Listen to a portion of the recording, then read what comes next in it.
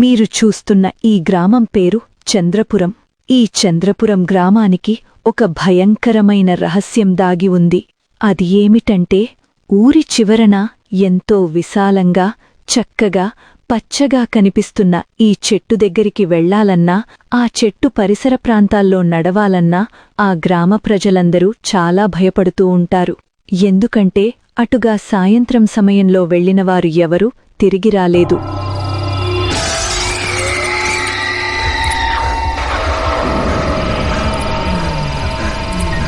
ఆ విషయం తెలుసుకున్న ఆ ఊరి ప్రజలు ఎవరూ ఆ చెట్టు ఉన్న ప్రదేశం వైపుకు ఎవరూ వెళ్లరు.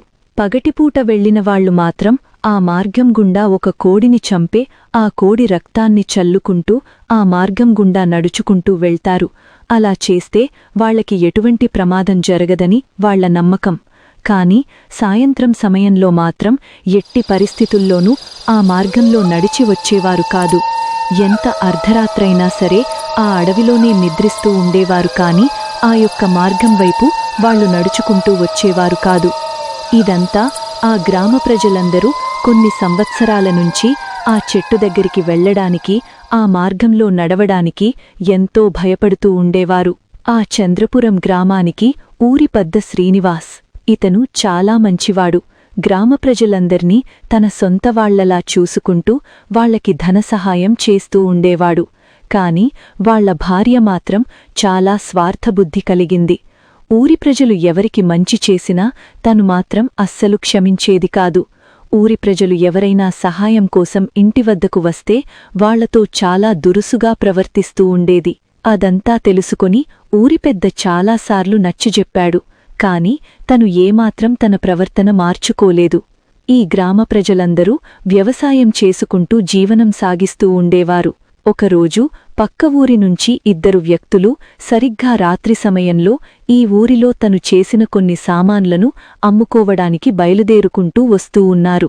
సరిగ్గా రాత్రి 10 గంటల సమయానికి చాలా చీకటిగా మారింది ఆ యొక్క ప్రదేశమంతా.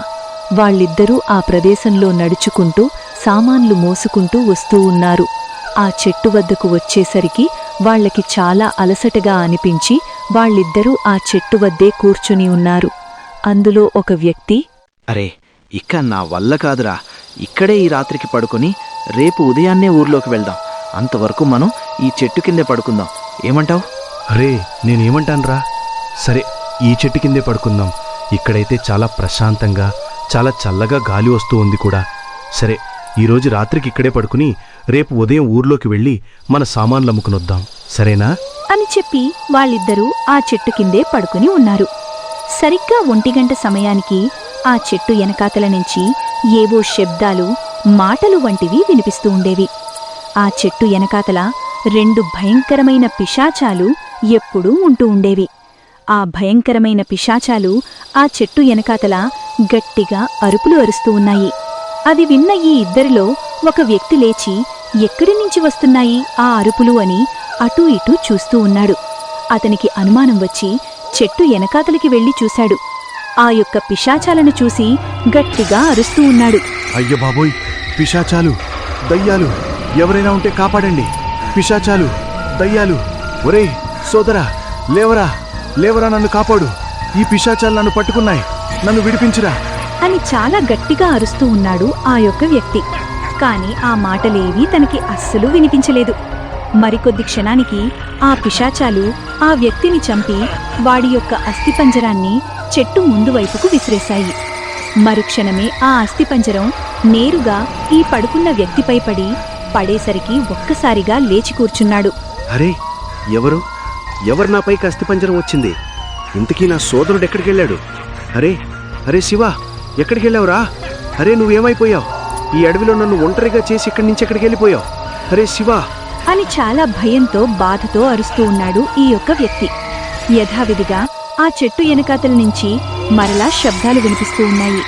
ఈ వ్యక్తి కూడా వెనక్కి వెళ్లి చూడగా ఆ పిశాచాలను చూసి ఒక్కసారిగా అక్కడికక్కడే స్పృహ తప్పి పడిపోయాడు. ఎండలో ఒక్కసారిగా సూర్యోదయమవుతూ ఉంది. ఆ పిశాచాలు 2 ఒక్కసారిగా 2 బండరాళ్లలా మారిపోయాయి. ఈ వ్యక్తి మాత్రం స్పృహ తప్పి ఆ చెట్టు కిందే పడిపోయి ఉన్నాడు. అటువైపుగా ఇద్దరు వ్యక్తులు నడుచుకుంటూ వస్తూ ఉన్నారు. ఈ స్పృహ కోల్పోయి పడిపోయిన ఈ వ్యక్తిని చూసి వాళ్ళిద్దరూ ఒక్కసారిగా ఆశ్చర్యపోయి, అరే చూడు, ఎవరో స్పృహ కోల్పోయి పడున్నాడ్రా. వీడు నిజంగా స్పృహ కోల్పోయాడా లేకపోతే తాగి పడిపోయాడా? అరే ఎందుకైనా మంచిది ఒకసారి వెళ్ళి చూద్దాం పదరా అని చెప్పి వాళ్ళిద్దరూ ఆ వ్యక్తి వద్దకు వచ్చి లేపుతూ ఉన్నారు. అరే బాబూ, ఏయ్ ఎవరు పోయా నువ్వు? ఇక్కడ పడున్నావేంటి? నిన్నే లేవు, తెల్లారింది. ఇంతకీ ఎవరు నువ్వు? ఇదిగో నిన్నేనయ్యా, ఒక్కసారి లేవు అని ఆ ఇద్దరు వ్యక్తులు ఆ వ్యక్తిని లేపుతూ ఉన్నారు. ఒక్కసారిగా అదురుపడి లేచిన ఆ వ్యక్తి చాలా భయపడుతూ, పిశాచాలు, దెయ్యాలు, పిశాచాలు, దయ్యాలు నన్ను చంపేసే, మా అన్నయ్యని చంపేసే, ఇక్కడే ఈ ప్రదేశంలోనే మా అన్నని చంపేసి మా అన్నని అస్థిపంజరంలా మార్చి పడేసే.